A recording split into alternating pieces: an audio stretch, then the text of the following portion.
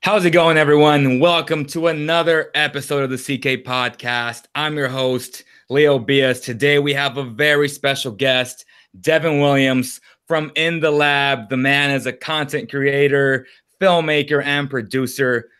My man literally does it all in our industry. Thank you so much for coming on and spending some time with us, brother. How you doing, man? Chilling, no problem. Happy to be here. All right, man. So some of the topics that I want to talk about is obviously your upbringings as a content creator and a filmmaker, and your experience in Madrid, watching Luka Doncic from close up, who I'm very high on. Everyone on my channel knows that. Everybody who follows me knows that. And then I do want to talk about my short list of NBA prospects for the upcoming class and the current state of the NBA playoffs. But before we do all that, this episode of the CK Podcast is brought to you by PowerHandz, guys. So make sure to get yourself a pair of gloves and get your handles right. So let's talk about your upbringings, brother. How did you get to the position that you are today? I know your YouTube channel has roughly about over 340,000 subscribers. Again, I came across your video yesterday. You guys can watch it. I linked it in the description, guys. So an amazing video, man. Go ahead, brother. So where you want me to start? Just to talk about the channel? I mean, talk about the channel. I know you mentioned that you're a trainer. How do you, how do you balance both since you're so good at, content creation? I don't know if you're a great trainer. I'm assuming that you are, but, I wouldn't be a great trainer if I had to tell you that I was a great trainer. How could you tell anyways? Anyways, I started on YouTube about 5-6 years ago, something like 5 years ago, which is probably the time that I started, I started training, period. So I went to Fresno State.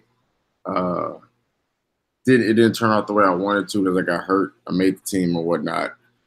So after that year, I decided to try to go figure this school thing out, right? So I don't really like school, but, I'm kind of depressed too because, I played basketball my whole life and, now I got to really focus on this work thing. And I got lucky. My boy hit me up. He said, hey, let's go out to San Francisco. Let's play basketball. I was like, sure thing, let's go. I thought it was a wrap. So I went to play JC, a school called Skyline Junior College. And once I finished there, I had a couple of scholarships. One was to Chico State.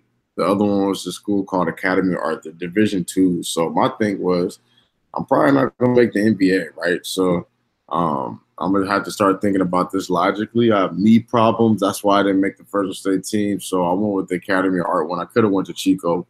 But I actually ended up playing against Chico, which is crazy. But so I'll go to Academy of Art. I'm trying to figure out a major. And I ended up, making a long story short, taking editing. And at the same time where I switched my major, somebody asked me to train them with basketball. But the thing is, I knew nothing about training basketball. Like, I was good. I could dribble. Everybody, saw how I played. And they really, this is what people like to see: handles, crossovers, dunks. I could do all that. Couldn't shoot. But anyways, so I ended up making a documentary or like a short video and I called it 10,000 Hours because I was reading a book by Malcolm Gladwell called Outliers, Book of Outliers. And so I made an experience like the project was to do a day in your life. So I was training. So I made that video about a day in the life and the whole 10,000 hours. The video, it kind of blew up, but I didn't know. So I got a call from my friend. He's like, hey, your video's on Reddit. It's on the front page of YouTube. But I was like, what's Reddit? I had no clue. I didn't know about any of that type of stuff. So anyways, I looked online and it had 10,000 views, and that 10,000 turned into 100,000. And I'm like, I got to make another video. Like, it's like I up to like 500,000 views. And I didn't, because I didn't have a hard drive, I saved it on YouTube. So, it blew up just that accident right there turned my life around. So anyways, I made the second video, and these guys it was fate, man, because the guys that asked me to train them were Chinese. So get this. So when I made that second video, it was about this kid. This is my most popular video at that time. So I made that video, and then China Adidas found out about me. like the guys because they're Chinese. So they were super motivated by it. So anyways, I'm going out 2 years after not knowing how I was training. Mind you, I didn't really know how to train, right? So there's no school for it. So I contacted dudes from the Clippers and all these other schools. Like, I need to learn what you know. Because I believe in you have to be educated. You're not going to trust somebody to teach you something in school and they don't have their degree. Correct. They can't even speak. You're trusting. I'm asking you to teach me how to speak Spanish, but you don't really speak Spanish all the way. So I don't want to be one of those guys because eventually the curtain always gets pulled back.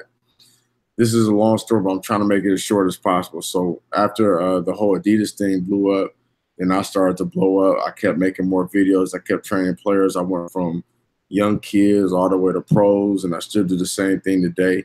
And I have an ongoing thing with Adidas. So my 10,000 hours documentaries are how people know about me, and how you even got to find out about me, because Adidas sponsors EuroLeague. So that takes me to the whole EuroLeague thing. Last year, I got my first chance to go to Final Fours in Istanbul. It was the best. I never had a basketball experience like that. They invited me back this year to make another video. I made a cool video about it last year. You should check it out if you can. It's called gosh, what is it called? Istanbul Final Four. I make the Hidden Gem. Okay. JYM. So the Hidden Gem, you should definitely check it out. My first experience of Final Four. But anyway, so that's pretty much my story. I made that video on Luka because they invited me out the second time, and this is a great time to transition to Luka, right? Absolutely.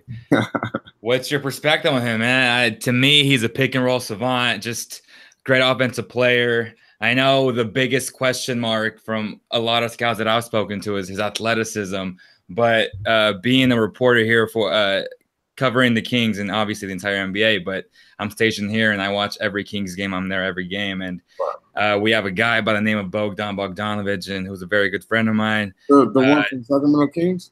Yeah. So about him, I was telling everybody. I was telling everybody at the World vs. USA All-Star Weekend. I'm like, yo, you got to watch him. He's going to win MVP this year. I was telling everybody. I even have it on film, too. Everybody was like, no. I was there, bro. Yeah, this person. I'm like, he's not going to win MVP. I'm like, he's going to win MVP of this game. Got it on film. And so, but the reason why I said that, because I saw him the year before in Final Four. It's when he won the championship. So anyways, long story. Yeah, exactly. And, a lot of people don't know about these European guys. And there's this negative stigma, right? Like, like all these GMs, they're afraid to draft the European bust. And I don't get it. It bugs me. But, with Bogdan, he's not the most athletic, but he's very smart, high basketball IQ, very strong, and he gets by not being athletic. So when I look at Luka at 19 doing what he's doing, and I think very highly of Bogey, and I've spoken to Bogey about this, and he says he's a hell of a player, and I'm like, he's already as good as him, and he's 25. Like, this kid is 19.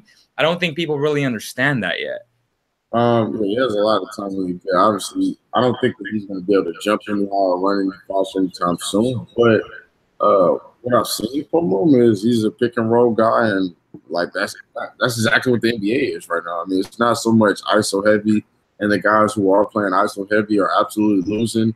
From an early age, he's learned, from what I understand, how to come off of pick and rolls, how to come off of handoffs, how to shoot the ball, like different, and he makes really good reads for somebody that age. So that was the reason why I think that he can't be successful, because I actually made the same thing that you made. It was like, well, if Bogdanovic is surviving, why can't Luka and a lot of these other guys who actually don't move that fast? Whether or not he'll be a star, I'm not sure, because if you look at most of the stars, Brian, Westbrook, Ball, a lot of those guys are like super like athletic and whatnot, dunking the ball every time down. But I think that Luka has a good shot to be really good.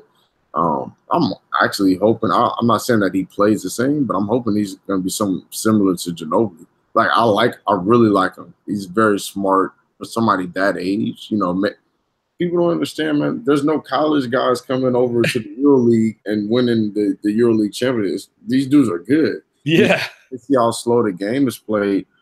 I'm just like, yo, this is a totally different game. Everybody thinks that they can, do this. Luka would be averaging at least 25 in college basketball. Yeah, so I'm saying, so people don't see that. They just go off of what they see from the highlights. Is on ESPN, yeah. A couple of times he made a couple crossovers and it broke YouTube or it broke Instagram or whatnot. But it wasn't. That's not exactly how he played. He's really good at making these reads and just high IQ stuff. Which, you look. How many draft picks in the last few years have been from Canada or overseas or outside the U.S. where they're actually teaching basketball? So I think he'll be fine. I like him. I just want to see his shot to get a little bit better, his long range. I do want to see him against competition, but I've seen him against athletes, and I've seen him, on film, and I've seen him up close and in person, and that's the reason for me to believe that he'll be solid. We'll say, hey, can you give me a charger, please? The charger, please. What's up? So, do you think his competitive spirit is going to give him a good edge in the NBA? I know his mindset is like a killer. Like, he's not afraid of the big moments. No. He was taking on KP last year during the EuroLeague 2017. Right. They beat Serbia, Bogey's team, and I was just really impressed, man. Like, he's not shy from the big moments, and at 19, that's really impressive, I think he's gonna be fine. I like his competitive spirit. I didn't really know because he's like a pretty boy, and you see him out there brushing his hair back and stuff. Yeah. He's diving on loose balls and diving out of bounds. I got like 4 clips of him just jumping out of bounds trying to save, and it's like, yo, you're at the last game of the season or whatnot. Or, anyways, I think that that's a good thing. It's only going to develop over time, and so is his IQ, and so are his skills. Because I'm just thinking about if he goes to the right team. I said this in the video. If he goes to the right team, he's going to be fine. That's Golden State, who has a system, but they let you play pretty free. That's the Spurs, who have a system, and they let you go. The Celtics, they have a system. I think that he would fit in with a lot of these different teams, man. But if he goes to somewhere where they're still playing in 1998 and ISO heavy or whatever, then it's going to turn out bad. But I just by listening to you, I know you mentioned that you don't know if he's going to be a star. What's keeping you away from believing that? I actually believe he's going to be a star. It's athleticism. That's about it. I know they're going to do a lot of pressure and they're going to try to rattle him, even though I've seen him against these athletes. But you'll never know until he's all the way around them, until he's all the way around in the NBA. And not the EuroLeague, where the game is played slightly different. I think the IQ is way higher in the EuroLeague, to be honest, but you just never know until it actually happens. But I'm hoping for the best, man, because like I said, I've seen him play multiple times now. Take you back for a second. So when I went to Istanbul, he didn't score a point. Really? Yeah, I didn't see him score a point when I was there. So. And that's the big, but he was 18 at that point. He was 18 at that point. So, is he 19 now? Yeah, he just turned 18. He was 18 at that point. So he was even younger, which was a year ago. But I've seen the growth. And to be real, I know that they got beat that first game of the playoffs. Yeah. They won today, right? I think so. Yeah, I really need him to win. So gotta go back over there. I'm going either way, but it would really help if I could do a part 2, which I was planning to do, which I was hoping they'd win. So, and in the description it said that you were gonna do a part 2, or that you have a part 2. No, I'm gonna do it when I get there to Serbia. Oh, okay. This year, so yeah, so I'm gonna run it. I'm going to run part 2. Hopefully, if he makes it, obviously, especially to the championship, which would be a miracle, then I will make that specifically on him. But that would make me 2 for 2, because last year I was hoping that that Istanbul, their team, Fenerbahce, would win the championship, and they did. But they were playing it at home, which made it like that much more of an experience. So I'm hoping. Yeah, so you're about to watch Bogey then, right? Yeah, dude, I saw all of them, man. I actually saw him a few times, because I remember. Didn't he get drafted? Like 2014. he got drafted a long time ago, so I would just like me. That was kind of around the time where I got where I first started out with training and whatnot. So when I hear an opportunity to learn about a new player, I just search it up, and so I learned a lot about him before people even knew his name. All right, I'm big on so European players, man. I'm big on them. One of my most feared enemies is because I'm a Laker fan is Ginobili, because he used to destroy the Lakers like every time, him, Duncan, and Tony Parker. But he's one of my favorite guys from over there in that area. so my short list of guys in the 2018 NBA draft. My clear cut two top guys to me are Luka and Jaren Jackson. I want to know who your top five big board, not mock draft, because we don't know where teams are going to draft, and obviously that changes. But who are your top five guys on your big board in 2018? Aiton. Okay. Obviously, I like Aiton. I like, what's that guy's name? Michael Porter. No, I've seen Michael Porter a few times. I'm just not sure about him. I want him to be good. Bagley. Bagley, yeah. I like Bagley. He kind of reminds me of Chris Bosh, but everybody like shoots me down when I say that. I don't know why. I mean, he's left-handed. He can shoot. He can get to the rack. He's pretty mobile. I'm hoping that Sexton goes pretty high because I like Colin a lot. As a matter of fact, I'm making a story on him too.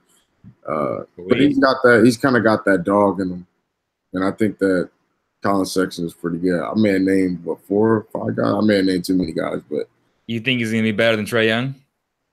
that's tough because Trae could shoot a lot better than Colin. I think Colin can hit shots, but I wouldn't call him a shooter. I call Trae Young a shooter. But Trae, I don't know how he's going to be.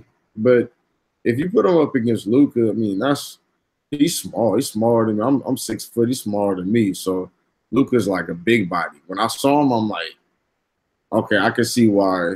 Trae is smaller than you? Yeah, he's like 5'10". When I stood next to him, I was taller. We got a picture together.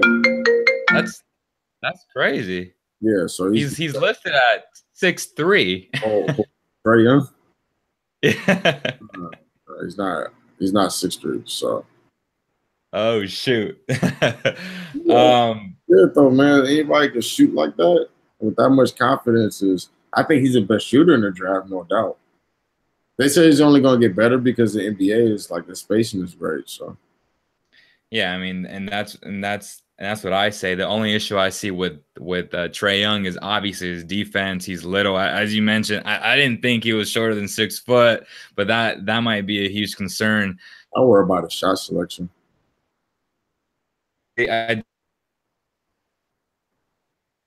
Hello? Big man in my opinion, an elite defender. He's gonna be elite at the next level. The only question marks are his mechanics, his overall stats on offense and defense. He was the only player.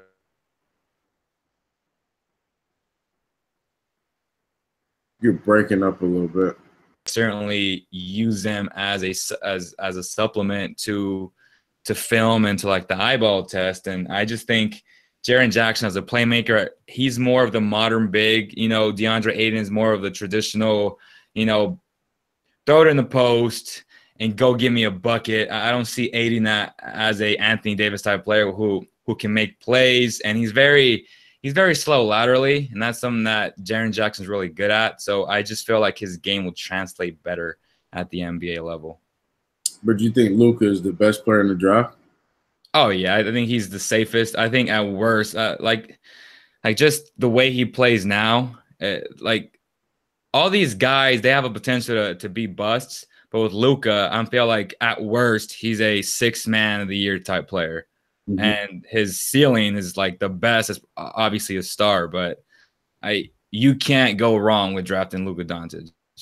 I just feel like he's just ready to go. Yeah, exactly. I think that he'll be solid with any team. Lord, please don't let him go to Phoenix. Or no, sorry to Phoenix. Please go to the Kings. Not going well at Phoenix. I can see the Kings actually start growing after a couple of years. We've been waiting on it for a long time, but they'll get there. Uh, but he's pretty good, man. We're gonna see. I just don't know what's gonna happen with this draft. I'm hoping Luka just gets to a solid team, man. I just really want him to play for a good team so he can show right off top, like from day one, what he can do. Because I think that he's just ready to go. There's not a lot of guys that have been playing against grown men their whole lives, so uh, you know he's one of them. He's good because he's got the body for it. Now he's been like 5'11", it'll be a lot hard for him, but he's tall, he's big, so I want him to be able to play right away. I want him to be able to put his toughness on display too. All righty. So playoffs, I don't know what the score is right now, but we're talking about the Sixers and the Heat going at it. Who do you have winning the NBA championship? Who do you have in the finals? I know you like the Warriors, but there's a team in Houston that's pretty damn good. So I got the Warriors winning the championship if Steph is healthy. He had the same injury. It happened different ways, but the year that they lost, and that was kind of a fluke to me, but the year that they lost to Cleveland, dang it, this is going to be tough. If he had the same injury, that MCL injury, so if he can come back healthy, not like last time, because had he came back healthy, they would have won that championship, but he wasn't. He had a good thing against OKC, but if you ever like hurt your MCL like I have, like I know exactly how that feels. If you come back too early, it's just hard. Like you'll never feel the same until you completely rest off of that. So if he can get it, to 100%, there shouldn't be anybody that's gonna give him any type of contest. Houston maybe, but I can see them really locking them down when things really get going because they have a different gear. They kind of shown it over the years, where they just can turn the switch on. They can turn it off too, but they'll turn the switch on, and eventually they'll be a monster. So Golden State definitely. I could actually see LeBron winning one because I can't see the Warriors losing to Bron, but I could see Bron beating Houston for whatever reason, bro. And I don't really have a choice to trust. I want to trust Harden. I'm an Adidas guy, so I want to trust Harden. But I don't really have a reason to trust Harden. I don't really have a reason to trust CP3. Although I will say everybody wants to blame CP3 for the playoffs, but he actually gives it everything. He plays really hard, so I'm indifferent about it. But I can see them beating with all the defensive issues and all that goes on Cleveland. I could for whatever reason see them upsetting Houston, but absolutely not the Warriors. But that's just my opinion, though. So you think the Cavs are going to the finals? Well, one, I'm not a Cavs fan because I'm a Warriors fan, so I hope they lose in the next 3 games. But I want to say that I have no reason to trust Toronto. Year after year, I wanted to because I'm a DeMar DeRozan fan. I'm with all my LA guys. I'm a DeMar DeRozan fan, but I kept seeing them even in 2015 and 16 when the game started to change, 17. Every time it gets down to it, they start going ISO heavy, instead of sharing the ball. But this year is different. But even though I have no reason to trust them yet, because they just haven't been able to get past Big Brother LeBron. So Boston, they're without Kyrie. They got a bunch of young guys. But make no mistake about it, they're in trouble this first round. Like Indiana's, Oladipo is surprising everybody. So, they got a chance. I think that they got a chance to lose in that first round, but I see Indiana being one of their bigger threats. Toronto obviously being up there too. So let me ask you this. Who do you think will win Rookie of the Year, and who do you think deserves Rookie of the Year? You actually just answered the question. So I believe that, for me, you answered the question. I believe that Donovan Mitchell should be the Rookie of the Year. Thank you. You already answered the question. And Simmons is going to win it. But that's bullshit. Why can't we just wait till it's all said and done? Exactly. Because, so many things are happening right now in the playoffs that will add to this argument. Did you see Donovan Mitchell last game? Yes, he is a truth, bro. I kept saying a month before the draft, the Kings need to draft, and I'm on record, the Kings need to draft Donovan Mitchell at number 10. And I was heartbroken when they traded away 10 for 15 and 20.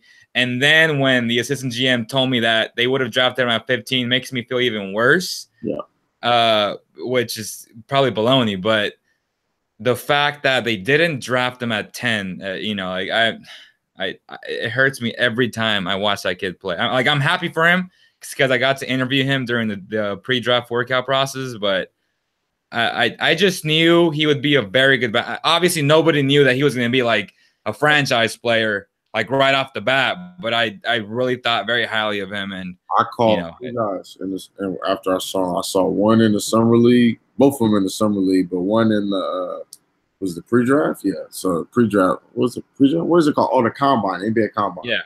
So I went up there and I saw Kyle Kuzma at the combine, and I said somebody better pick him up.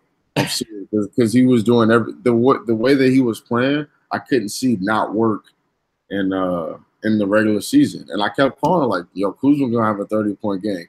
Kuzma may go for 40." Because I saw him just doing catch and shoot, and every time somebody was closing out, he's ripping and going by or ripping to that hook. And then I saw Donovan Mitchell and Kuzma in summer league. So I said, after I saw that, I said somebody got to pick up Mitchell early, like real early. I think he's better. I think he's like top 5 in my opinion. So he kind of stooped down a little bit to Utah, but he's good, man. He's amazing. But actually, this rookie class was just really good in my opinion. But Mitchell's amazing. He reminds me a lot of Wade. His broad shoulders, and he's not necessarily super tall. I think he's shorter than Wade, but his bounce and the way he blocks shots and how he's not afraid of the moment. You know, I'm really messing. But I knew this because I had an opportunity to coach him. What, about 2 years ago? Great, that's awesome. American game. So, yeah, I saw that he was going to be special, but he wasn't playing like this. When I saw him the first time, he was just dunking everything. He has like a handle.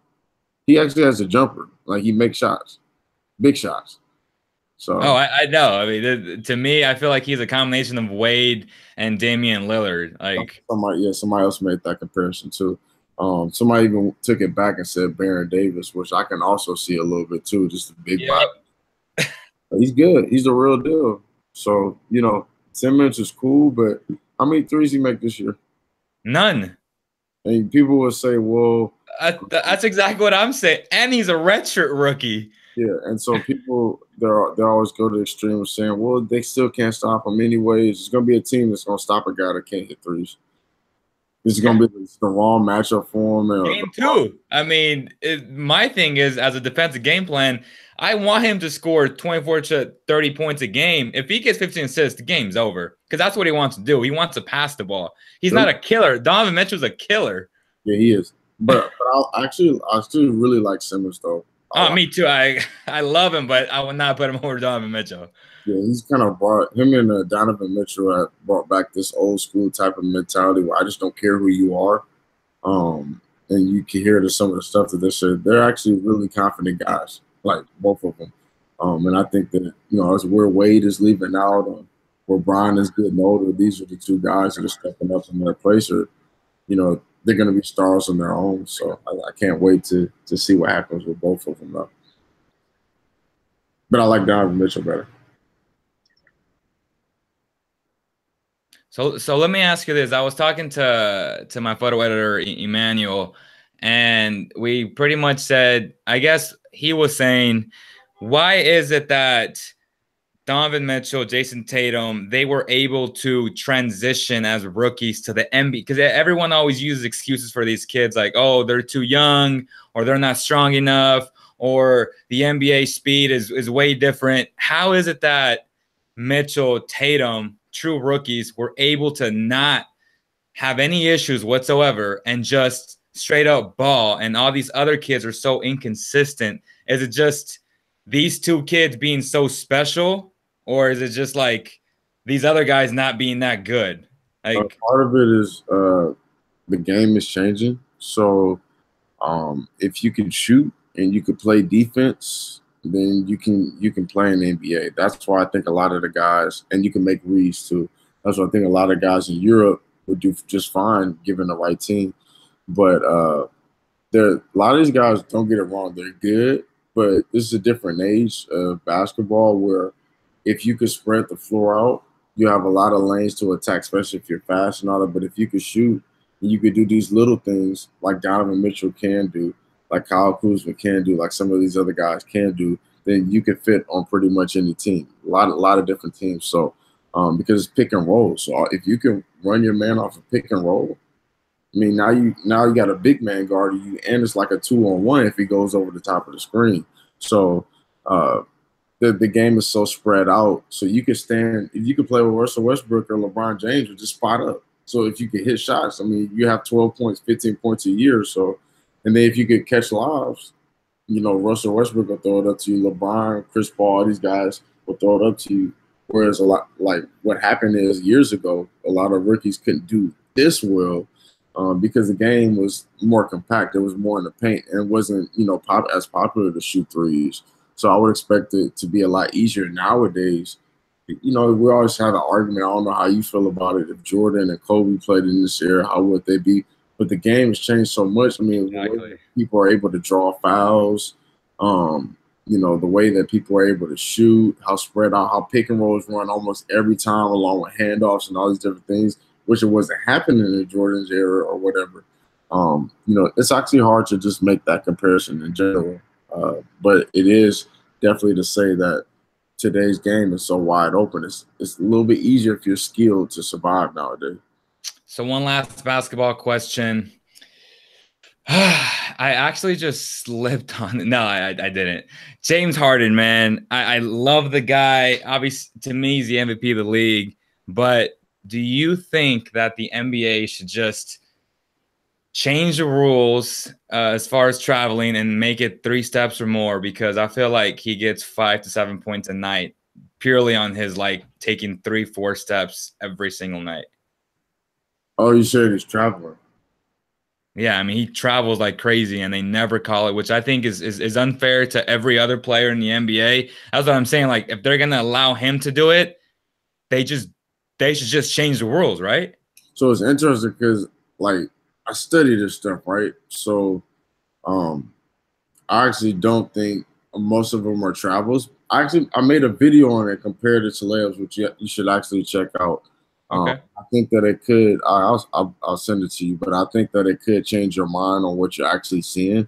Like dudes like Kyrie, Harden, you see them doing a lot of the same moves. These guys are just they're so freaking good at the game of basketball that they twist and bend the rules, and they can use it against you if you complain about it to even refs that created the art, you know, that enforce the rules. That, you know, they'll throw it out and get a bunch of different steps, and then Euro and everybody will think that they're traveling. And you know, so I made a video and I got a chance to talk to some of these guys about how they feel about the moves, not fans, but like NBA guys. And you should definitely check it out. Like, it changed. I had to look at it. I'm looking at them getting all these different steps. I'm like, you know, what's it called? Huh? What's the video called? I'll send you a link. Perfect. I don't even remember what it was called. Perfect. So one last thing before I let you go, what type of tips can you give aspiring content creators or filmmakers that want to get into this business, since you're really damn good at it? I'll tell you, if this is not something, it's a tough job to do because it takes so much time to do, but the more time that you put in to getting better at something, you're going to be able to flow a lot better. So I would say that, you know, if you're going to go down the film industry, the content making industry, one, you develop a good team. The second thing that you want to do is make sure that you yourself are as good as you can be. So whether you're leading that team or playing your part, that everything can flow smoothly. And then it's just, I would tell you to watch a lot of how I got on, like, film period, like how I developed some whatever style. I play a lot of video games. I watch a lot of movies. So that was how I would do a lot of my studying. So if you're going to do this, study what you do, because today is the best day and age to tell a story, because you have so many different ways of doing it, so many different platforms, whether that be YouTube, whether that be live streaming. And, you know, just make sure you study it, because that's why I kind of call my thing in the lab, because I spend so much time dissecting things and questioning it and, messing up and then getting better. And that's a part of the process. You got to mess up a lot. So I watch guys like Casey and Peter McKinnon. Are there any guys that you watch that you try to emulate? I watch all of them. So one of my favorite people to watch as far as directors is Christopher Nolan. Okay. I like the Batman series. I like Inception, all those type of videos. So I learned a lot through watching him and then playing a lot of video games. And Peter McKinnon was good. Peter McKinnon's real good. I spent a lot of time on his YouTube. No, I agree, man. That guy grew literally from 0 to 1,000,000 in less than a year, man, for a reason. That's awesome, man. Good job. So one last thing, going back to your channel, I know it's a sports channel and you also have a news channel for In the Lab. Basically, what we do is we just try to find the best high school players around. And on the news channel, we kind of put out their raw highlights, which helps them, if they're good enough, get different scholarships. Oh, it's all basketball, right? Yeah, it's just highlights of high school and whatever else we get our hands on. Okay. Yeah. Well, that's gonna do it, guys. I'll stop the broadcast in a little bit, but again, for all the people that will watch this after, thank you guys so much. Make sure to watch his amazing Luka Doncic experience, his video, links inside the description, guys. Subscribe to his channel In the Lab. Follow him on all social media platforms. Where can people find you, bro? DEV In the Lab. On Twitter and Instagram, and then my main page on YouTube is called In the Lab. Just type in the lab and it'll pop right up. There it is, guys. The people that listen to this on iTunes, Google Play, Spotify later on, thank you guys so much. On behalf of the entire CK team, see you guys on the next video.